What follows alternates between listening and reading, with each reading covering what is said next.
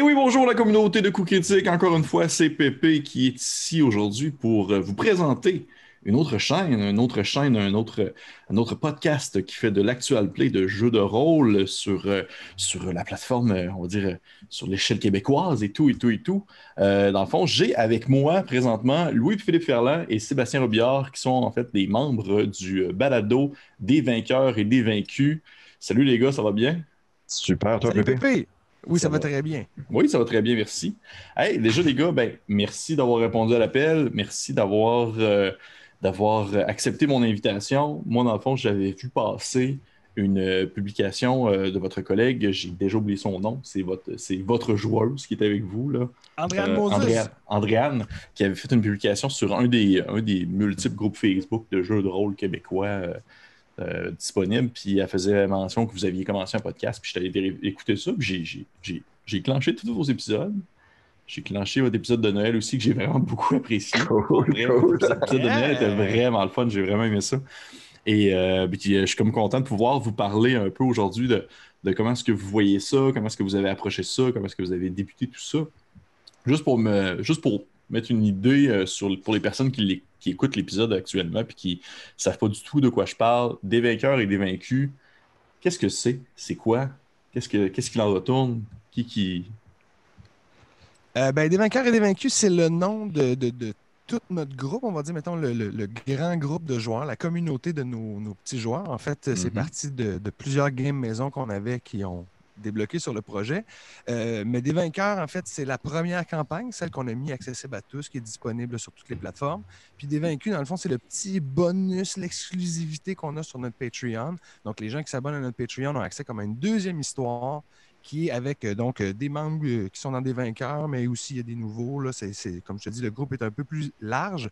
Puis tout ça, donc, ça forme notre petite communauté. Deux histoires qui se passent en parallèle, mais comme tu as vu, le spécial de Noël, fait qu'on va éventuellement aussi faire d'autres petits spéciaux comme ça.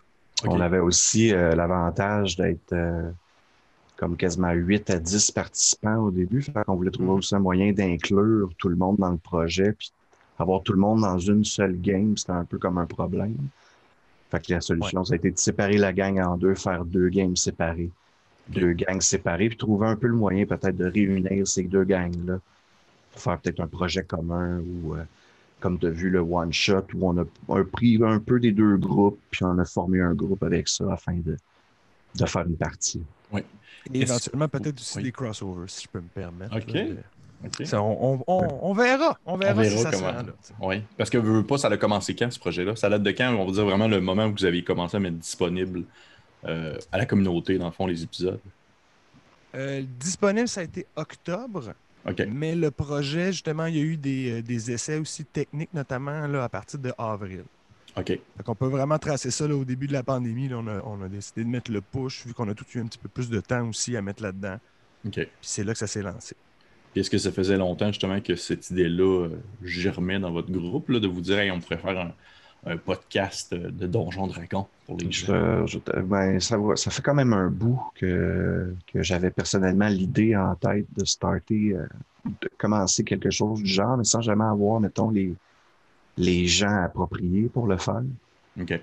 Puis là, avec, dans le fond, l'avenue de la gang de LP, le fait qu'on est tous des joueurs d'impro aussi, ça a comme aidé. On a juste fait comment, mais let's go, on va faire une game, puis on l'enregistre, puis on va voir qu'est-ce que ça donne.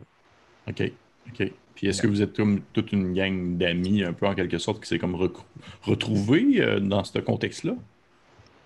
Ben, il y a des amis d'un certain moment, mais ce qui est le fun, c'est que c'est beaucoup de monde qui se connaissent de l'improvisation, OK. qui n'étaient pas nécessairement assez proches justement pour, je vais refaire cette phrase-là, là, mais mettons, c'est du Il monde n'y a pas de d'improvisation qui se stress. connaissait, qui n'étaient pas nécessairement des amis proches, mais OK. qui ont été rassemblés par le Donjon Dragon. Il y a des gens qui jouent ensemble avec moi, mettons, depuis 3-4 ans, un peu plus. Robbie, moi, ça fait au-dessus de 10 ans, 15 ans que je le connais.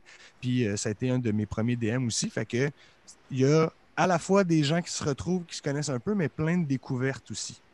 Puis OK. justement, dans le projet de Des Vainqueurs, par exemple, ben Sébastien, je pense qu'il n'avait jamais joué avec Étienne ni Philippe. Puis Andréane non plus, même, je pense qu'elle Non, n'avait c'est jamais ça. joué avec les trois. Non, les Puis trois. je sais que les trois ont déjà joué avec un autre DM avant, ils ont commencé à jouer ensemble, mais dans mes gangs, moi, je jouais avec Andréane. Puis j'ai été DM pour Philippe et Étienne dans une gang sans Andréane. Fait que tous ces gens-là se retrouvent, puis il y a comme de la nouveauté, même si c'est des amis, dans le cas de Étienne et Philippe, Andréane. Mais Sébastien, c'est comme un gars qui a comme pas rapport dans cette gang-là. J'ai été l'entremetteur de tous ces gens-là. Ouais. OK. Parce que toi, au final, Louis-Philippe, t'es le DM des vainqueurs, mais est-ce que t'es aussi le DM des vaincus? Non, c'est ça, c'est Sébastien qui est OK. DM de Dévaincu. Puis moi, je joue dans cette game-là. Ça va me permettre de jouer enfin.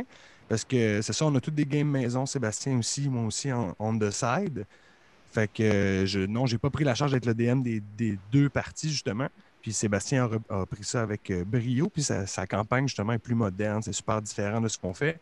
Puis en même temps, en continuité. OK. Mais justement, pour continuer dans cette thématique-là, quelqu'un qui va, exemple, qui écoute présentement l'épisode, puis que là, il sait que vous faites un podcast, mais il ne sait pas du tout de quoi il en retourne, ça serait quoi? Comment est-ce que vous décriveriez, si on veut, la thématique, l'ambiance des vainqueurs, puis aussi celle de des vaincus? Je pose des grosses questions. Hein. Ouais, quand même. Ben, je pense que ça reflète quand même ça reflète un peu l'ambiance que déjà nos parties maison. C'est-à-dire, on est là pour avoir du plaisir, écrire une histoire ensemble. On est tous des gens, justement, qui ont un background d'improvisation, qui ont un peu travaillé l'écriture, la présence, les voix. Fait que, veut pas, on est tous. Autant on est prêt à proposer plein d'affaires, autant on est prêt à effacer tout ce qu'on propose parce que quelqu'un propose quelque chose de meilleur. C'est ça aussi, l'improvisation, ça nous a appris à comme flusher des affaires que, finalement, ben, j'avais une idée pour rentrer dans le donjon, mais ton idée est bien plus drôle, on va faire ça à la place. On est tous prêts à changer puis accepter les idées des autres. Ça donne des games justement super le fun, pépé. Puis le podcast, je pense, reflète ça aussi. On est prêt à. Il y a du montage aussi dans ce qu'on fait parce que justement, il y a des fois où on va revenir sur un truc qu'on a fait parce que quelqu'un a proposé de quoi de meilleur. On va effacer le petit moment d'hésitation, tu sais. Mhm. Fait que quelqu'un qui rentre dans notre histoire va avoir des amis qui se racontent une histoire avec en fond les règles du jeu de Donjon Dragon, un setting qu'on a inventé. Fait que c'est fantasy, mais c'est pas non plus. Pas besoin d'avoir lu de livre pour rentrer là-dedans, pas besoin d'avoir regardé des films en particulier. Tu sais, nous, on fait des références à des trucs de culture générale. Fait que je pense que n'importe qui peut arriver et pas se sentir perdu. C'est facile aussi d'oublier le bout technique puis le bout des règles. Ben on écoute de toute façon qu'est-ce qui arrive, on se fait décrire c'est quoi les actions qui sont posées. Ça reste très imagé. C'est un peu comme regarder une série justement de bons bodés qui s'amusent. Ben, je trouvais que c'est comme ça aussi que je le voyais quand j'ai commencé à l'écouter. Je vais être très sincère avec vous. Au début, je n'étais vraiment pas ça parce que moi, justement, je suis très, on va dire, en tant que public, je suis très difficile côté, on va dire, l'espèce d'équilibre entre le fun et les règles. Mais pour de vrai, j'ai vraiment beaucoup accroché. Je pensais pas accrocher à ce point-là. Puis j'ai trouvé ça vraiment, justement, il y avait un bon sens de dosage d'un côté comme de l'autre. C'était pas juste de la niaiserie, mais c'était pas juste non plus un cassage de tête sur des règles. Et c'est quelque chose que j'ai beaucoup apprécié. Fait que ça, déjà, je voulais vous en faire part. C'est cool, ça. On t'en remercie. C'est pas quelque chose qu'on s'était peut-être jasé au départ de faire comme on va essayer de maintenir une belle balance. Oui, mais la balance est là. La balance est là, mais c'est ça aussi. On s'attendait peut-être un peu à ce résultat-là, de faire comme mais on est tous des gens qui sont beaucoup capables de mettre de l'eau dans leur vin. Fait que. Puis on a tous déjà assez joué aussi, je pense. Puis on a tous déjà amené des personnages assez loin dans une campagne pour savoir que on n'a pas. Faut profiter de chaque moment, mais on n'a pas non plus de temps à perdre dans le sens où, il faut arriver à ce moment-là où on atteint le boss final puis on résout la campagne. Ouais. Si on fait juste s'empêtrer à niaiser dans chaque petite pièce, ben on retarde le moment où on arrive à c'est vrai que c'est une moment notion intéressant aussi. La notion d'un épisode de 1 heure comparé à n'importe quel game qu'on peut faire à la maison. Habituellement, une game maison va durer entre 3 et 4 heures. C'est ça. Fait que le fait de faire une game d'1 heure, ça focus vraiment l'action. On dirait qu'on est toujours vraiment en train de chercher qu'est-ce qui va être le prochain déclencheur ou le prochain catalyste. Fait que ça fait vraiment en sorte que l'action est puis surtout comme DM, LP le tester, moi aussi. Ça change la façon de DMer aussi. Je pensais pas que ça changerait autant que ça. Mhm. Mais Ben, c'est pas pareil. Non, puis Plus conscient du temps, je suis très d'accord avec vous aussi pour en faire des actualités. On se rend compte qu'il y a comme il y a comme une manière de gérer son temps qui est différente. Puis je pense que c'est aussi pour ça que beaucoup de games sur table enregistrés vont plus aller dans ce qu'on appelle le théâtre de l'esprit, pas de visuel cadré avec des déplacements de pions puis tout ça, parce que justement, ça devient tellement long. Là. Un combat qui pourrait prendre 20 minutes va prendre 2 heures et demie. Là. Exact. C'est ça. Puis là, on se demandait qu'est-ce qui est la bonne chose à faire, prendre tout notre temps, puis essayer d'être le plus descriptif possible, ou essayer d'en faire un peu comme une genre de scène d'action, faire ça peut-être plus rapide, mais je sais pas, ça aussi, c'était une balance qu'il fallait qu'on essaye, qu'on trouve le juste milieu. Mais je dirais que pour l'instant, ça se passe très bien. J'ai pas eu de moment que j'ai fait genre, mon Dieu, ce combat-là est C'était trop long. Non, Ouais, non, c'est de mon côté, du moins. J'ai peur des épisodes qui vont être, mettons, juste un combat. Ou, ouais. Ça pourrait arriver. Ça pourrait arriver. Il y a une séquence d'épisodes qui était le Tank, une partie 1, partie 2, partie 3. Dans le fond, ça a couvert 2 épisodes et demi. Mais il y a plein d'affaires justement nouvelles qui se passent. J'avais peur, moi, que justement, déjà en début de campagne, ça soit peut-être un peu trop long dans un endroit. Moi, en tout cas, je trouve que c'est bon signe pour la suite. Mais on verra justement là, un combat qui s'étire, combien de. Ce sera peut-être à un moment donné aussi le concours de combien d'épisodes on peut faire avec un seul combat. 19 épisodes plus tard, le dragon, toujours. Ça n'a pas de bon sens. Mais d'ailleurs, je me demandais de ce côté-là, justement, parce que là, vous dites, vous venez tous d'un milieu de l'improvisation, vous venez tous justement d'un côté qui est très spontané, sortir des nouvelles idées en courant de partie, inventer des choses et tout ça. Mais vous, en tant que DM, vous DMez vos propres parties, que ce soit pour des vainqueurs et des vaincus.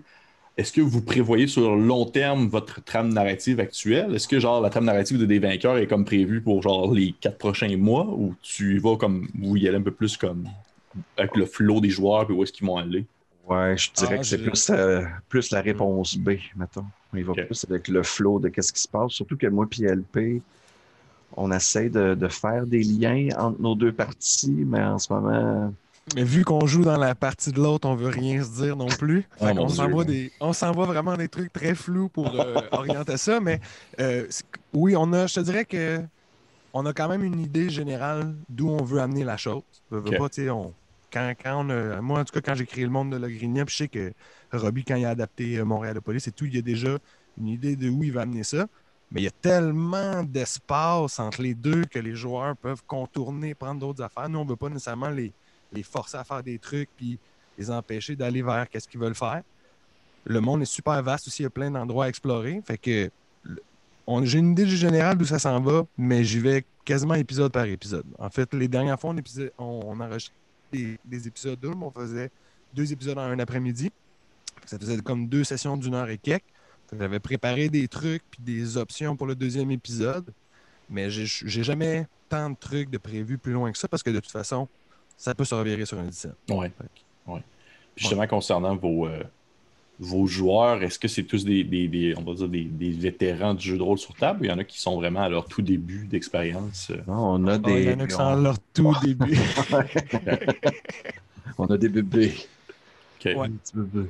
Puis comment ça se passe ce côté-là, côté justement les règles et tout ça? Est-ce qu'il y a comme, on va dire, des devoirs à faire entre les épisodes pour apprendre un peu justement certaines mécaniques, on va dire très de base concernant soit les spells ou autres capacités? Ben, pas tant que ça, parce que moi puis LP, on est DM depuis très longtemps. Fait, côté règles, on est assez solide. Des fois, des petites recherches dans les livres, mais même quand ça prend trop de temps, on est assez rapide pour faire comme « Hey, regarde, c'est ça, fait que c'est ça. » On continue, puis that's it.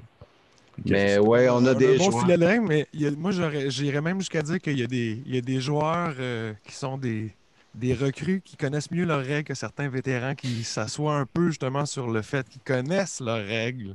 Puis finalement, ils ne savent pas trop la mécanique, mais tout le monde est très confortable avec justement le fait que on sait comment ça fonctionne, on sait on sait aussi que les règles sont pas là pour nous imposer des carcans, mais nous permettre de faire des affaires. Ouais. Fait qu'au final, il faut penser comme ça. Il faut penser à je veux que mon personnage y accomplisse telle action.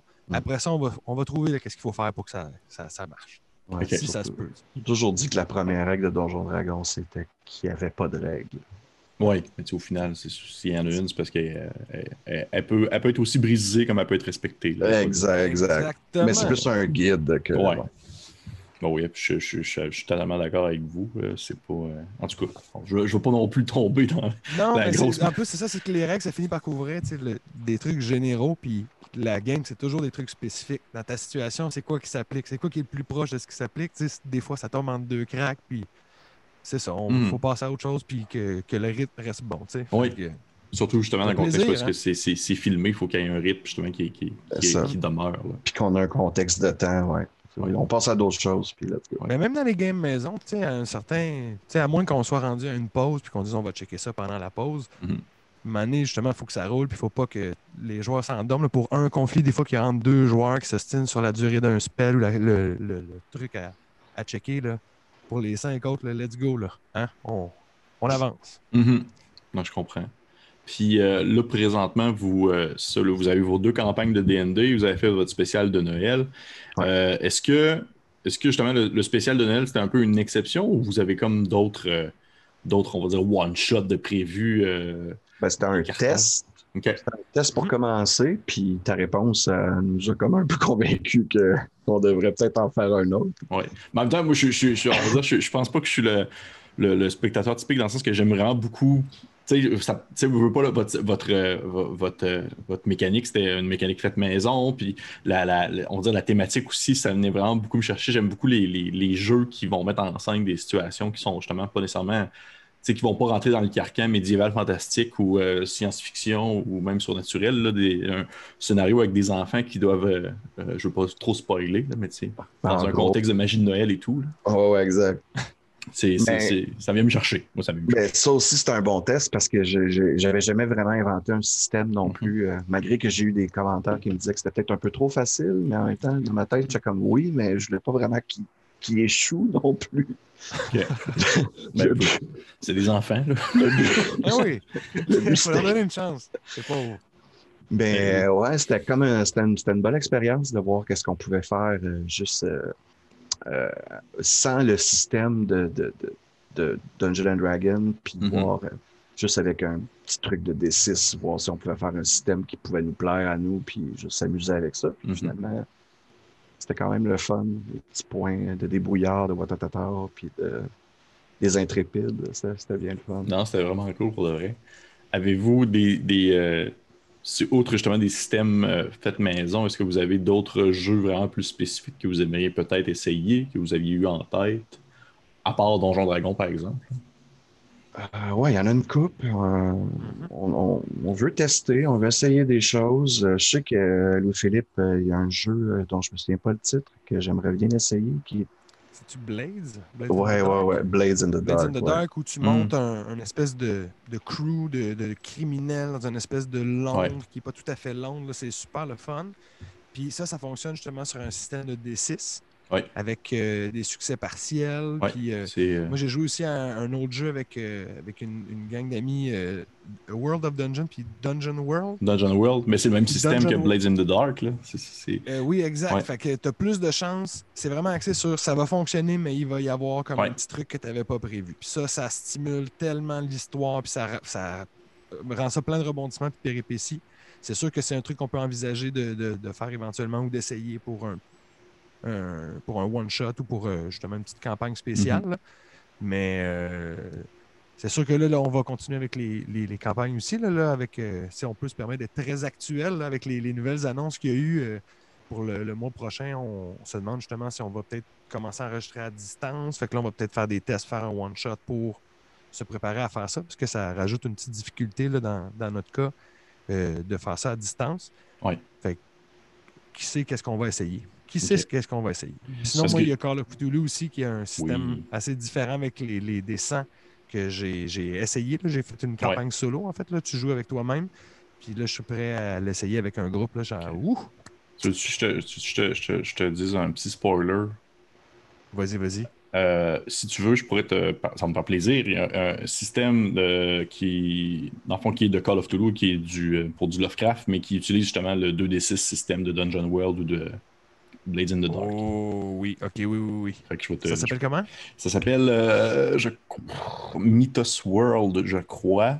Mythos World. Ouais, mais je l'ai en PDF. Là, je t'enverrai ça, ça me dérange pas pendant tout. Là. Ça va être un partage. Ça ferait tellement plaisir, ça. Sinon, il y a un truc que je vais essayer depuis longtemps qui s'appelle WWW, World Wide Wrestling. Oui, j'en ai entendu parler, ça a de l'air malade. Et j'arrête pas de lire ça non-stop. Je veux absolument faire un one-shot de lutte. Et là, je pense que j'ai une exclusivité. Là. Si tout va bien, je devrais même avoir un annonceur de lutte pour cette partie-là. Fait qu'on aurait un vrai annonceur de lutte qui callerait les matchs pendant notre one-shot, ce qui serait assez solide. J'ai bien hâte de voir si on est capable de puller ça ou En tout cas. Ouais. Très cool pour le vrai. Ben, écoutez, c'est vraiment des. Je vous encourage, j'aime ça voir des. Parce que autant que j'aime beaucoup voir du Donjon Dragon, puis j'en consomme quotidiennement, autant j'aime ça justement voir aussi des nouvelles affaires qui sortent à gauche et à droite. C'est parce que maintenant, il y en a pour tellement tous les goûts. Ben oui, ça peut bon. Avec la sortie de Cyberpunk, j'ai tellement le goût de faire un truc Shadowrun. Est-ce que aussi quelque chose dans le futur, ça me tenterait vraiment? Fait que, les possibilités sont infinies en ce moment. Oui, exactement. Ben, écoutez, c'est sûr que dans le contexte de critique, on en fait relativement souvent des games enregistrés, des actual play, puis ça, je vous en avais, je pense, déjà parlé, ou je pense que j'en avais déjà parlé à toi, Louis-Philippe, que j'aime beaucoup, on aime beaucoup avoir des invités pour des games, puis c'est sûr que Mané, je vais probablement vous caler à ce niveau-là pour une partie d'un jeu de rôle, puis j'essaierai de prendre justement un des systèmes de 2D6 que j'aime bien, là.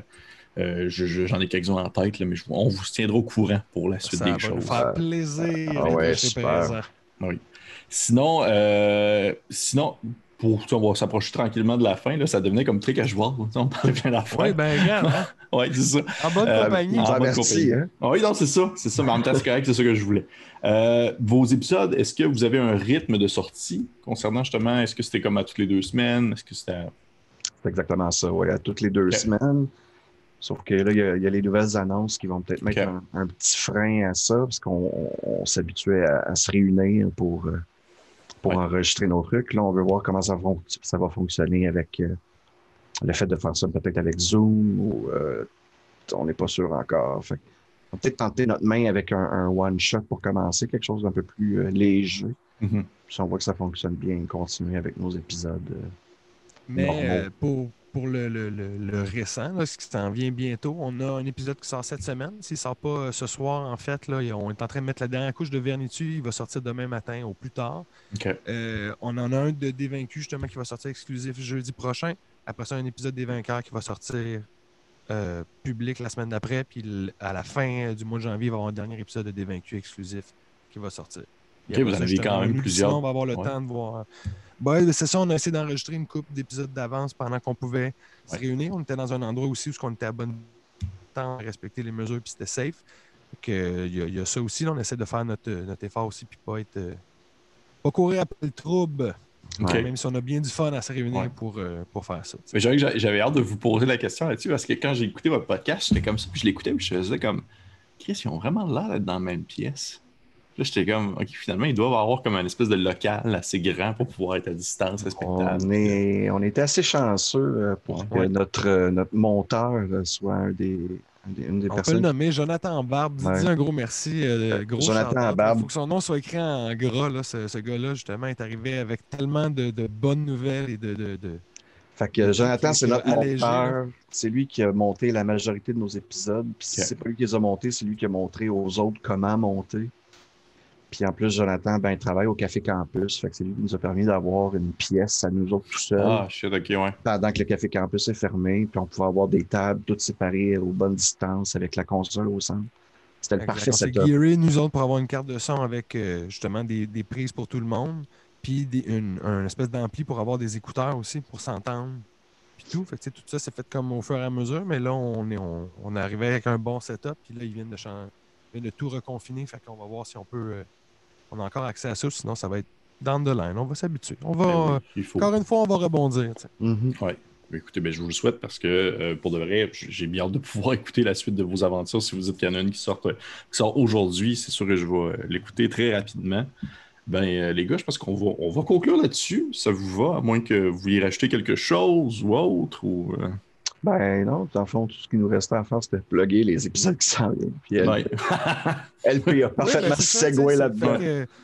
Fait que quelqu'un qui nous suit déjà, sachez qu'il y en a qui sortent bientôt, puis des gens qui voudraient découvrir, soit commencer par l'épisode de Noël ou par l'épisode numéro 1, puis ben oui. ensuite, bonne écoute. Ben écoutez, ben oui.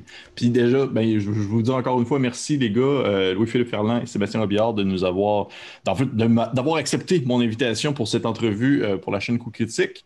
C'est sûr que j'encourage bien sûr à notre communauté qui va écouter présentement la vidéo d'aller voir dans la description. On va mettre là, un lien en direction de votre Facebook. Je pense que vous êtes sur toutes les plateformes. Oh, ouais, mon Toutes les gars, c'est ça. plateformes, et on a un Oh, site internet aussi, desvainqueurs.com, où tu as les liens pour faire tout le reste. Bon, écoutez, toutes ces plateformes-là vont être marquées en commentaire en dessous de la description du vidéo. Encore une fois, merci beaucoup, messieurs, d'avoir Merci répondu à à toi, mon Pépé. appel. Ça me fait Merci beaucoup, plaisir, Pépé. pour de vrai. Et j'encourage bien sûr à notre communauté. Voyons, je cherche mes mots. Blablabla. À notre communauté de s'abonner à la page Facebook, s'abonner aux pages YouTube, notre Instagram, Twitter et tout, pour d'autres actualités, autres entrevues dans le milieu du jeu de rôle. Et on se dit, d'ici là, à la prochaine fois.